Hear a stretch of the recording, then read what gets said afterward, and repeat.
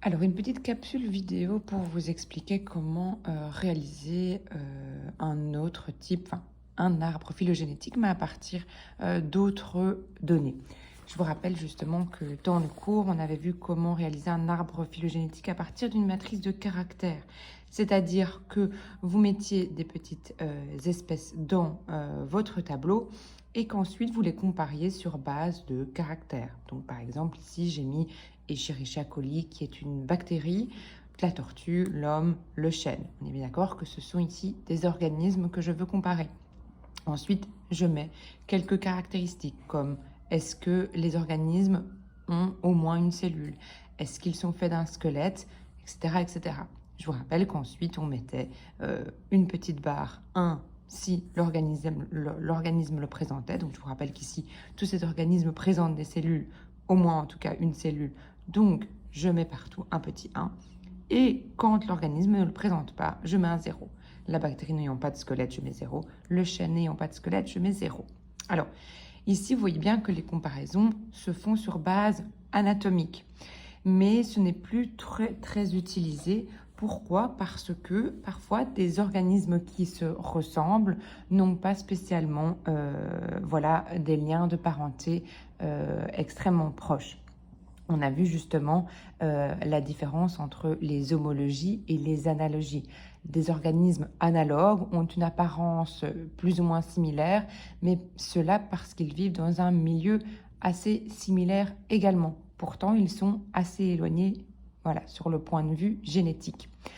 C'est ce que, voilà, justement, je vais introduire. C'est qu'on, maintenant, on utilise des critères plutôt basés sur la génétique pour faire les liens de parenté entre les différents organismes. L'utilisation, justement, de la génétique a pu mettre en évidence, par exemple, que les dinosaures étaient plus proches du groupe des oiseaux que du groupe des reptiles qui contient les crocodiles, les lézards, etc. Or, si on regarde sur le point de vue anatomique, on dirait que les dinosaures sont plus proches des reptiles que des oiseaux. La génétique, justement, a prouvé ici le contraire et que donc les oiseaux et les dinosaures ont un ancêtre commun plus proche que les dinosaures et les reptiles. Alors, comment justement on utilise cette base génétique? C'est l'exercice que vous avez ici. Donc, on va également comparer différentes espèces. Donc ici, vous voyez qu'on compare justement 4 espèces qui appartiennent, je vous rappelle, à l'ordre des primates. Donc ici, les primates, ce sont des organismes qui présentent certaines caractéristiques communes. Et ici, plus particulièrement, on a ce qu'on appelle la sous-famille des grands singes, c'est-à-dire des organismes qui vont présenter par exemple un pouce opposable, donc ça vous le voyez directement, vos doigts ne sont pas alignés, votre pouce a été mis ici en face pour que voilà, l'appréhension d'objets, hein, comme vous voyez ici, soit plus facile. Donc ça, c'est une caractéristique commune. Vous voyez également que les grands singes ont des yeux qui sont en face du crâne, contrairement par exemple si vous pensez au cheval qui a les yeux sur le côté. Ça permet vraiment une vision à 180 degrés. Et une certaine bipédie qui peut être relative hein, chez voilà, le chimpanzé, le gorille, etc. et qui est totale chez l'homme. Donc vous voyez ici qu'on a certaines caractéristiques communes à ce genre d'organisme. Alors, ici, c'est une petite parenthèse, mais j'aimerais quand même que vous reteniez ce genre voilà, d'informations. Donc, qu'est-ce qui caractérise justement un grand singe?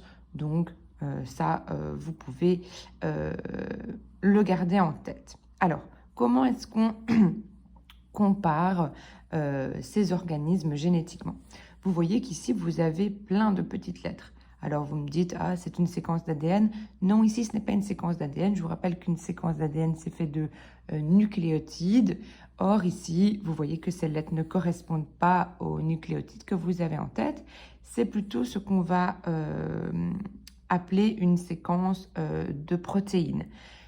Je vous rappelle que les protéines, ce sont voilà, des molécules organiques qui sont faites d'une succession d'acides aminés.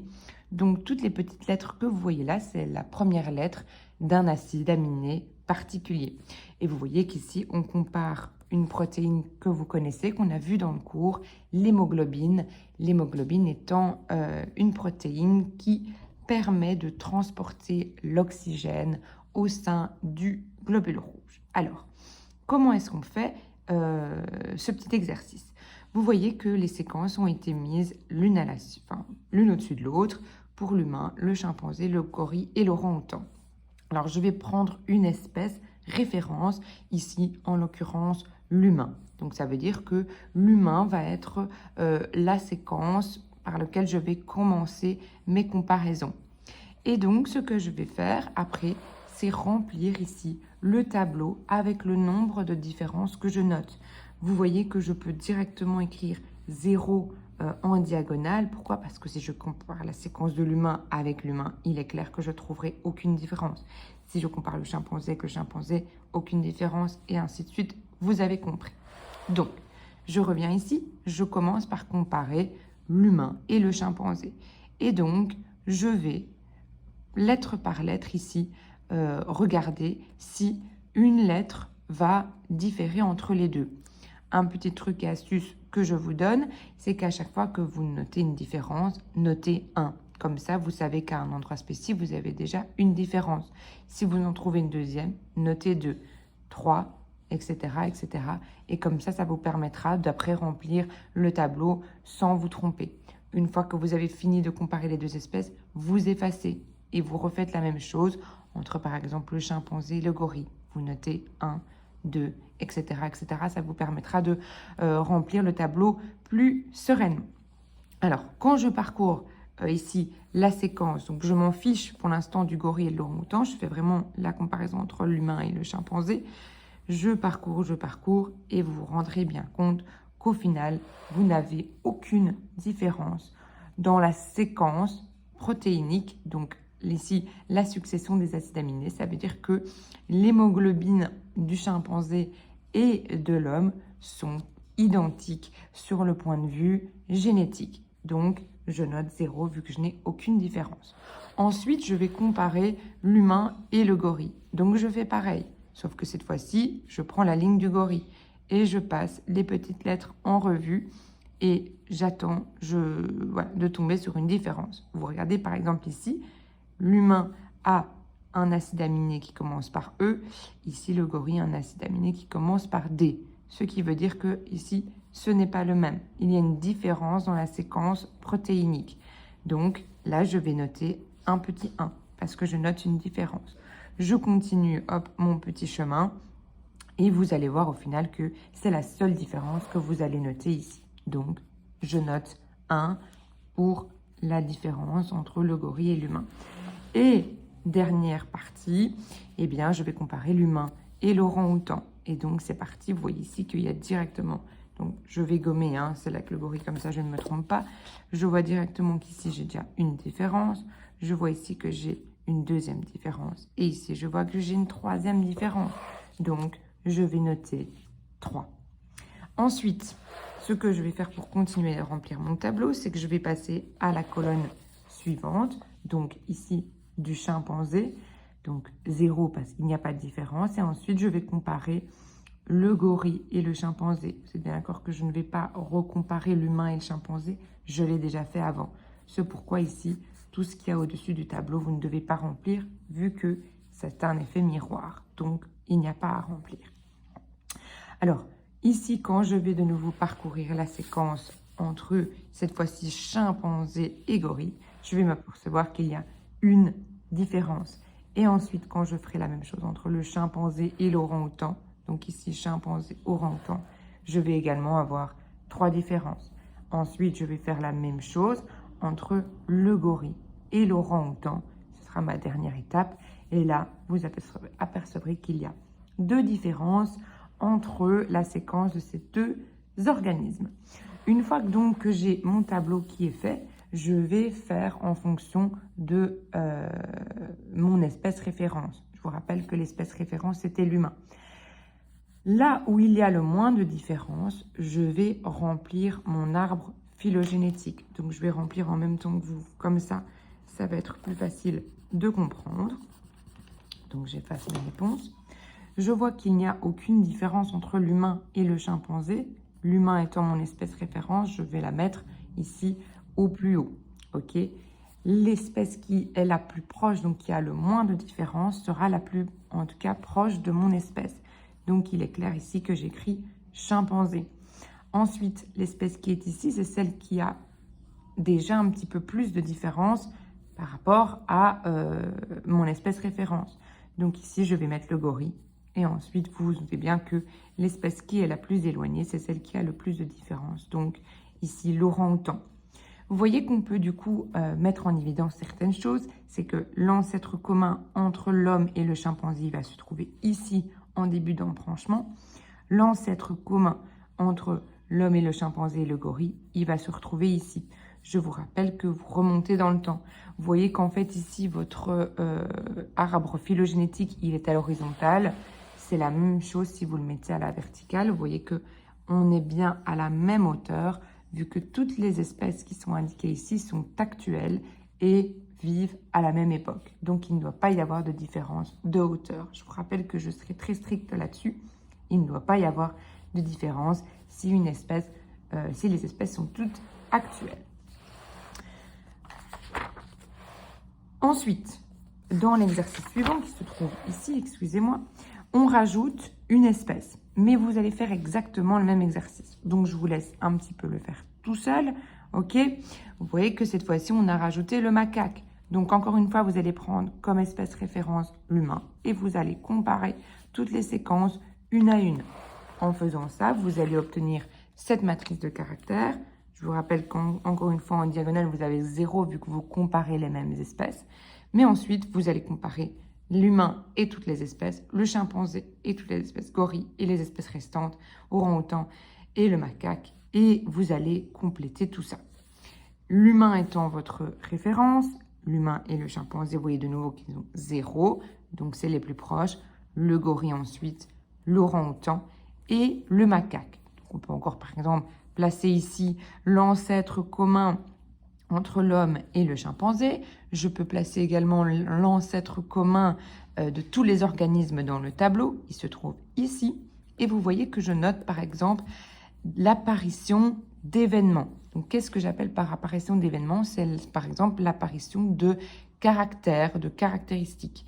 Donc, ici est apparu un événement que vont partager tous les organismes qui sont derrière, mais que ne va pas présenter l'organisme qui est ici avant l'événement.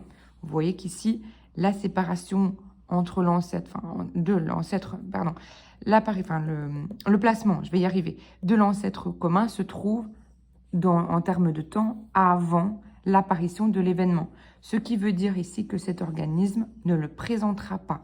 Donc, si vous réfléchissez à une caractéristique que vont présenter l'orang-outan, le gorille, le chimpanzé et l'humain, mais que ne va pas présenter le macaque, ça peut être ici un événement que vous pouvez placer là. Moi, je pense à une chose, c'est que si vous réfléchissez, vous connaissez un petit peu à quoi ressemble un macaque. Un macaque, c'est un singe qui présente une queue, comme les petits ouistiti, etc. Ils ont donc effectivement dans leur anatomie une queue pour se balancer et s'équilibrer. L'orang-outan, le gorille, le chimpanzé et l'homme n'en présentent plus. Ce qui veut dire ici que l'événement qui a pu se produire, c'est la disparition de cette queue. Okay, donc ça, c'est un événement que vous pouvez placer là, sachant que tous les organismes qui sont derrière le présentent, mais pas l'organisme où l'ancêtre commun se trouve avant. Ensuite, l'événement qui est ici, donc vous voyez que là, l'ancêtre commun est compris, donc ça veut dire que le macaque va présenter également cet événement. C'est donc une caractéristique que vont présenter tous les organismes qui sont dans le tableau.